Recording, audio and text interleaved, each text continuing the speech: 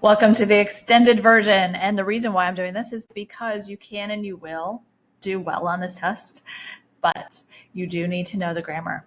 I do not know how to bump a kid up into the 700s without them being quite proficient on the grammar. So because of that, I really want to just make this extended version.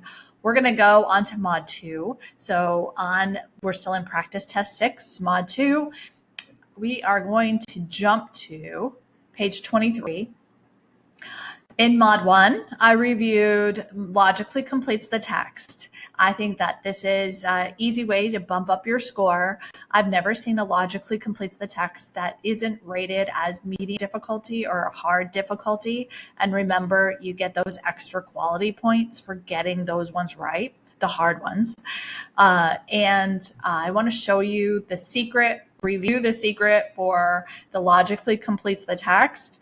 And then I'm going to move on and show you the grammar you absolutely need to know in order to land in the 700s.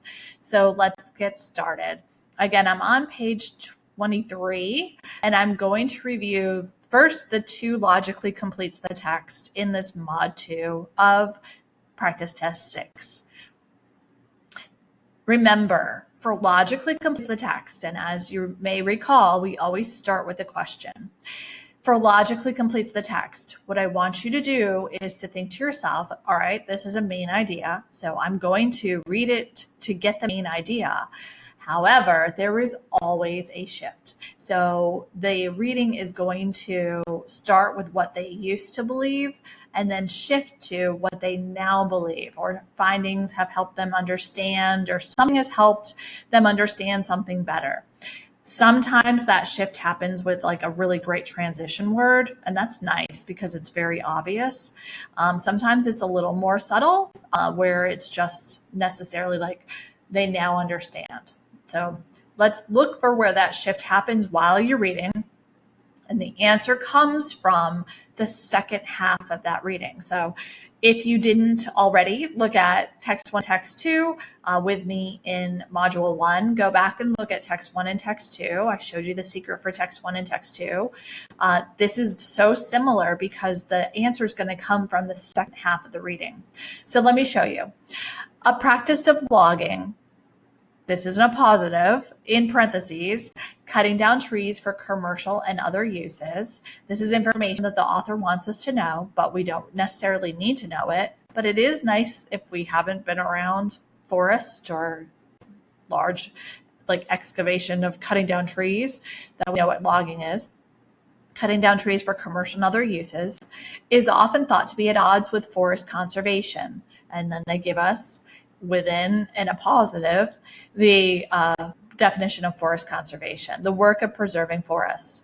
However, there's our transition. A massive study in forest management and preservation spanning 700,000 hectares of Oregon's Mahler National Forest called that view into question. So far, results of the study suggest that forest plots that have undergone limited logging, the careful removal of controlled number of trees, may be more robust than plots that haven't been logged at all. So you see that shift there. They started talking to us about what logging is, and the old thought was that it was often at odds with forest conservation, but now they understand that limited logging, the careful removal of trees, may be more robust than plots that haven't been logged at all. And that's our main idea, essentially. They used to think that logging was bad, and now they understand that limited logging is actually beneficial. That's our main idea statement. So now we're really going to hold on to that second half, that after the however, limited logging, the careful removal of controlled number of trees. And we're going to hold on to that, and we're going to look for our answer, because that logically completes our text. These results in turn suggest that limited logging is better than no logging at all. Remember too, we're treating this like a math problem. We're coming up with our answer before we go down and look at the answers. And we're doing that to usurp the strategies that College Board has to get you to pick the wrong answer. Okay, let's look at these. A, logging may be useful maintaining healthy forests provided it is limited. That Sounds pretty darn good. I like that one. All right, B. Other forest management strategies are more effective than limited logging. They didn't even talk about anything. And notice what College Board will do is bring in information that they didn't talk about in the text. And if you remember from Mod 1, you can't pick that. So not B. C. As time passes, it will be difficult to know whether limited logging has any benefits. We were not making any type of projecting. So they were saying it suggests, the results suggest that. So no, we're not projecting whether or not it has any benefits. We do know that the results have shown that limited logging does help. So not C. D, the best way to support forest health may be to leave large forests entirely untouched. That's the opposite of what we understood. See what also they're doing on D? They're writing an answer for the kid that's only going to read the first half. If you only read the first half and you didn't see the shift, you would 100% think that D was the correct answer and move on and think you got that right and walk out of that test and tell your mom, oh, I think I did pretty good. That's what happens. So always look for the shift in the most logically completes the text. And as a result, we would pick A because that's what we said the answer was before we got down to the answer choices. Let's do one more. If you remember, always things will start off easy and get a little more difficult, but still logically completes the text really is a main idea. You are focusing on the main idea. These fall in information and ideas, which we'll get into in another video, but that is absolutely like it is in the same category as main idea. 18, I think we're on page 24. Even with the widespread adoption of personal computers, many authors still choose to write and revise their novels by hand and only then transcribe the final version on a computer. It may be tempting to speculate about how a novel written this way would be affected if it had been exclusively typed instead, but each novel is a unique entity resulting from a specific set of circumstances. There's our shift. And it's very subtle. It kind of is introduced here. It's a little introduced in that it may be tempted to speculate about how a novel written this way would be affected if it had been exclusively typed instead. But each novel is a unique entity resulting from a specific set of circumstances. So we understand that that is the shift there. And our answer is going to really focus on novels are written differently. And each novel is so unique, we can't really tell, or we can't really speculate whether written or typed is better. I mean, is that okay? Like, I'm not taking a big jump and I'm not going outside of the text. That's exactly what the text said. I'm really focused on that last half. On the first half, it was kind of introducing us more to written by hand than transcribed. But we understand, but that shift, each novel is a unique entity resulting from a specific set of circumstances. Let's look at A. In order to increase their efficiency, authors who currently write their novels largely by hand should instead work only on computer. I do not. I think what they were saying is each novel is a unique entity. It could be handwritten, it could be computer written. Those are the specific set of circumstances. So A is too specific. B. Authors who do most of their drafting and revising by hand likely have more success than those who work entirely on a computer. That's for the kids that only read the top half. That's for the ones that only read top half and didn't notice the shift. So not B. C. Novels written by hand take less time to produce on average than novels written on a computer do. I think it would actually be the opposite. I don't like that answer. And then D, there's no way to reasonably evaluate how a work would be different if it had been written by other means. There we go. That one is tied to our main idea statement. A novel is a unique entity resulting from a specific set of circumstances. Therefore, there's no way to reasonably evaluate how a work would be different if it had been written by other means. I don't think we made a huge jump out of the text. I think we stayed true to the text in what our answer choice, when we came up with our own answer, we stayed true to the text, and D is the most closely related to what we said the answer was. All right, so There's no appositives in there. There's no grammar for me to necessarily go over. So let's get down into the exciting, my favorite grammar stuff.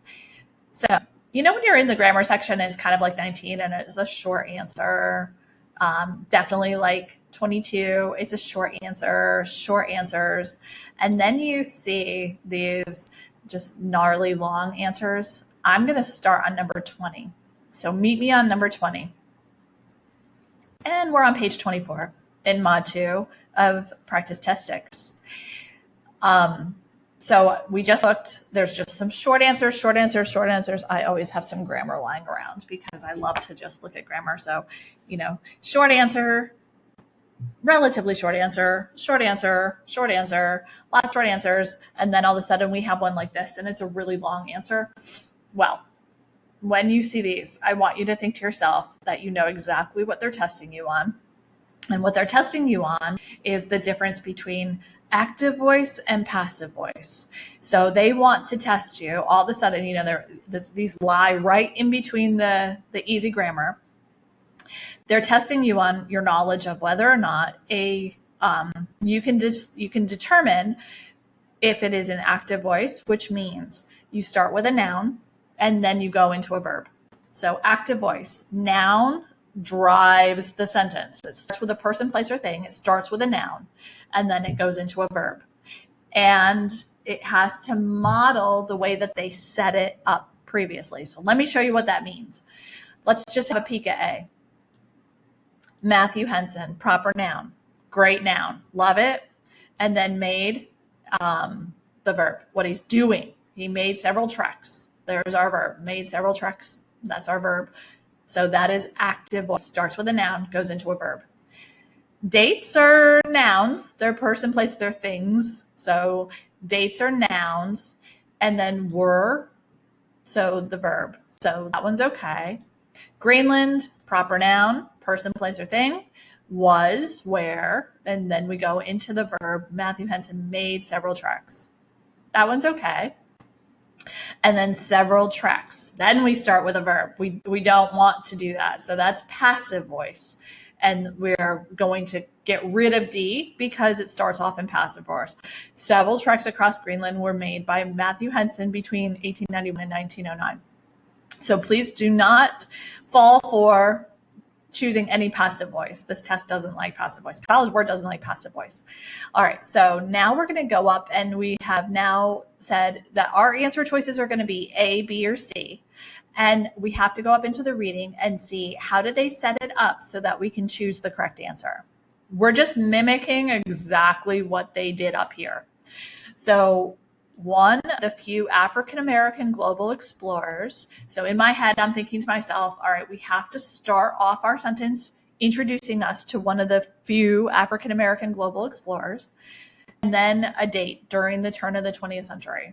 So that's how they set up that top half.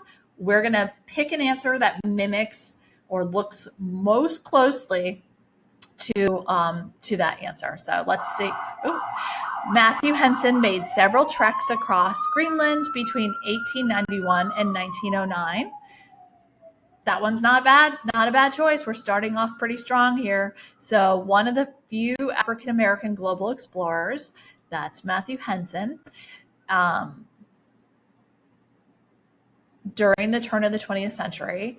And then it goes into the dates. So there's our dates. So that's set up really nicely. Let's see what the other one is. B starts with dates. That's actually the opposite of what we just said was set up. So we're not going to start with something that's set up in the back half of what they gave us. So 1809 and 1891 and 1909 were the years between which Matthew Henson made several treks across Greenland. We're not going to flip-flop it. It's not going to be date and then person, because up here it's person and then date. C, Greenland was where Matthew Henson made several treks between 1891 and 1909. We're not going to start with where it was because up here it starts with the person. So A would be the best answer. One of the few African-American global explorers, Matthew Henson, during the turn of the 20th century. There's our date. That's the best one that's set up. So A would be the correct answer on that one. So essentially all we're doing on active voice, here's another long answer choice. So I'm thinking it's active voice. What we're doing is looking to see how did they set it up in the reading. And we're going to mimic how they set it up down here as long as it is in active voice, meaning it starts with a noun and goes into a verb. So let's look at A, the topological tapestries. Tapestries are like things that are woven. That's a noun. It's a thing. It's a thing that's a noun. Of the Argentine textile artist, Alexandra. So then it goes into a name. So that one's okay. B, the Argentine textile artist. It introduces us to a place. A noun is a person, place, or thing. And then it actually tells us the proper noun of the name of the artist. So that one's okay. When she creates, we're not starting with a noun on this one. I don't like C. I'm automatically going to get rid of C. And then D, proper noun, is an Argentine textile artist. It introduces us to the person and then goes into the textiles. So now we've narrowed it down to A, B, or D. We're going to come up here and we're going to see how did they set it up, and we're going to choose our answer based on how they set it up. So woven from recycled yarn and hand tufted using a carpet weaving technique passed down. Okay, they introduced us to something woven. They introduced us to what they were making by hand, and then passed down by the artist Turkish grandmother. So they started off with something made by hand and woven, and then introduced us to the artist Turkish grandmother. So A is the topological tapestries of Argentine textile artist. So starting off with a topological tapestry, a tapestry is something that, as you may remember, is something that is made by hand. And then it goes in and introduces us to the name of the artist. I really like that one. B is the Argentine textile artist introduces us to the person first, and then introduces us to what she created, which is the opposite of what they did in our actual question. So B, no. C, we already got rid of. And D starts off with a proper noun, introduces us to the artist's Turkish grandmother. I know that from up here. Is an Argentine textile artist whose topological tapestries, again, they flipped it the wrong direction. So A would be the correct answer for 21. So active voice is generally simple. They're never very difficult, but you have to know what you're looking for to be able to pick the right answer. And sometimes when a kid will say, well, grammar's just something that just comes naturally, it's very easy. Active voice might be something that feels pretty natural to you. Just know that it takes about 2 seconds to look up to the question, see how they're setting it up, and then mimic that down below. So that's active voice. Here's my last page for this little extended study today. We are on page 25 in practice test 6, and I want to go over semicolons. Semicolons are really important on this test, on this grammar section. You're most likely going to have a question, at least one of a semicolon. Semicolons, as I've seen, and I've taken hundreds of grammar practice tests, are always either in the medium or the hard, most difficult. So I think that's really interesting. So you get those quality points for getting these semicolon ones correct. And what I mean by that is not every question on this test is scored. You're not getting a 1 point for each one that you're getting correct. You get a more of a quality point for getting those hard ones correct. So let's get the hard ones correct and get you into the 700s. 22. I'm going to kind of introduce the semicolon to you. So I'm going to kind of start off by giving you the answer, but I want you to see it so that now when you see it, when it's living in its natural habitat on your test, you'll know exactly what you're looking at. So a semicolon is, again, as a review, it is a period. They are the exact same thing. They are a boundary, and they are a hard stop between two sentences that can stand on their own. They have they have a subject, they have a verb, they're independent, they can stand on their own. So let's see what that looks like in here. Physical materials can be classified by how much light passes through them. As I'm reading, I'm going to just remind you that the semicolon is like kind of a flex between two sentences that are so similar in topic that it is a flex to kind of put a semicolon between the two of them. It looks really good. I think it's really nice to see a semicolon. And what this is physical materials can be classified by how much light passes through them. So our overall topic, so if you think about like our main idea, the very important main idea is physical materials can be classified by how much light passes through them. So the main idea on here is like classifying materials. Clear glass, this is our first support, which is classified as transparent, allows all or almost all light to pass through, period, or semicolon. Wax paper, which is classified as translucent, allows only some light to pass through. So this semicolon is in between two pieces of information, two sentences actually, that can stand on their own. Clear glass, which is classified as transparent, allows all or almost all light to pass through, period. That works. Wax paper, which is classified as translucent, allows only some light to pass through, period. That works. Those sentences are independent, but we're going to mesh them together because they're both supporting the top sentence, which was physical materials can be classified by how much light passes through them. So because of these two are so similar in topic and they're supporting our topic sentence, we're going to flex and use a semicolon between the two of them. I love seeing these in their natural habitat. Sometimes it's like, if you remember my reference to the TikTok guy who says, when you see something like this, always start with the one that has no punctuation. That wouldn't work on this one. It wouldn't work on this one. So clear glass, which is classified as transparent, allows all or almost light to pass through. Wax paper, like without anything in between the two of them, that doesn't work. You remember from Mod 1, I told you so many times about my rules. There's only 3 times you're going to pick a comma on this test, and this is not one of them. If you need a reminder, go back to Mod 1. Make sure that you know when and why to pick commas. So the semicolon is breaking up 2 independent sentences. They're 2 independent clauses. They can stand on their own, and they both support one topic sentence. The other way that you will see a semicolon is when you are reading. And if you just read this just with me just now on number 23, so using natural debris such as dried something, such as plastic bags, a semicolon and.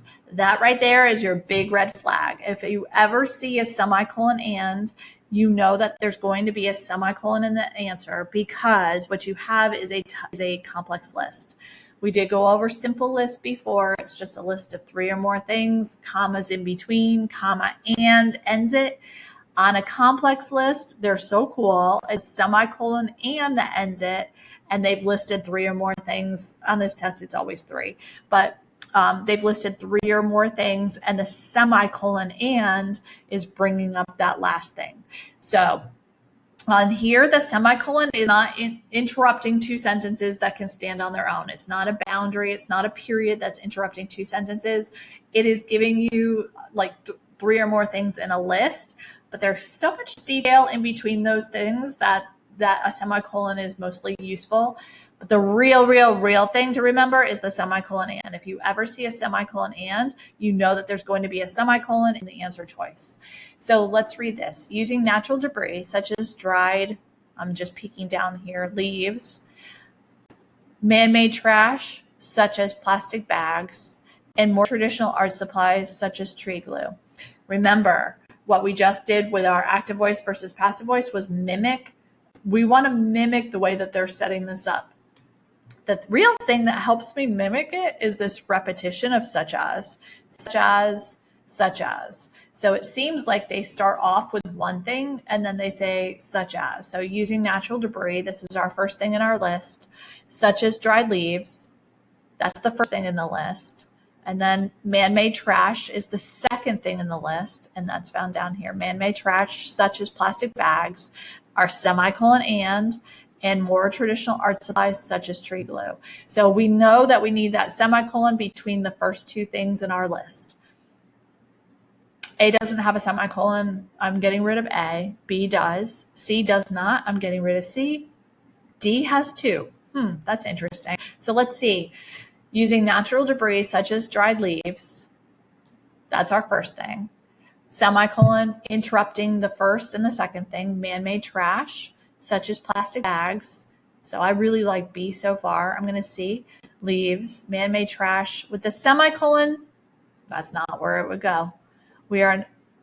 They used a comma before the such as, there and there. And since they used a comma before the such as, I'm going to use a comma before the such as. So B would be the correct answer. So we just looked at the only two way. There's only two ways you're going to need to choose a semicolon on this test. The first one is breaking up two independent clauses that are supporting a topic sentence. And the really fun one, a complex list. When you see a semicolon and, think to yourself, there has to be a semicolon in this answer. Let's look and see how they set it up and mimic the way they set it up. I think they're so cool. And the last thing I'm going to go over on this extended, we're still on page 25, but we're going to look at number 24. I did a lot of introducing colons to you in Mod 1. So again, if you haven't watched Mod 1, I really introduced colons to you. I showed them to you in their natural habitat and showed you that you have to say, for example, when you see a colon. That little cheat code right there will help you get these ones right. So when you see a colon in an answer choice, like for example, A, say for example, and see if that works. Because College Board again in 2026 will be 100 years of testing kids your age. They know that you guys want to pick a comma for everything. You feel so comfortable picking commas. So they'll give you commas in the wrong answers, but they'll give you commas so that you feel comfortable. But they also think that you always assume that the colon goes with a list. All right, so I got to say on this 24, out of the hundreds that I've looked at, there's one where the colon goes for a list. I'll give you this one, but then I'm going to show you an example where it's not a list. It is truly giving a for example. But we're going to look at A, and we're going to say, for example. So Latin America is known to have dozens, if not hundreds, of popular dance forms. Only 5 of these dances are included in international ballroom dance competition, however. For example, rumba, samba, cha-cha, paso doble, and jive. The rest isn't a positive.